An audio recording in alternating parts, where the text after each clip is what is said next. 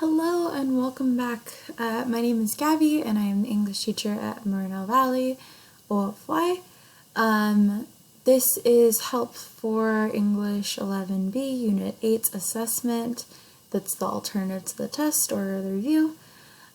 So let's go over all of this. If you've been doing this, you're familiar with it. I'm kind of just going to read it out loud and explain a little bit, but if you need more specific help, reach out for an additional appointment.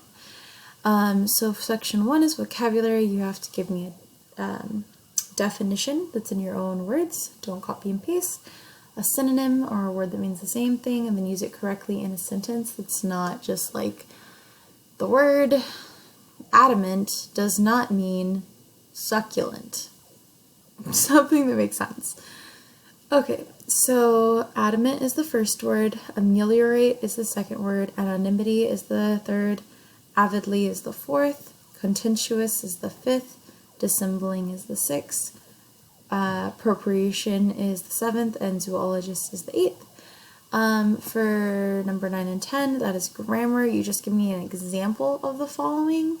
They're 2 points each, so you don't have to tell me what they are. You just have to give me an example of a sentence fragment and an example of a run-on sentence.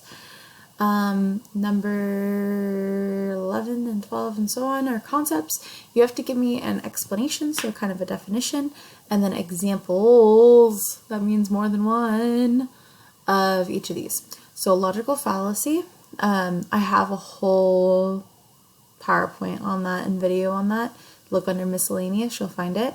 So logical fallacy, components of the plot or dramatic arc. Stage directions, what are they? How do you recognize them as part of a play or script? 14 is allegory, 15 is tragedy, and 16 is political drama.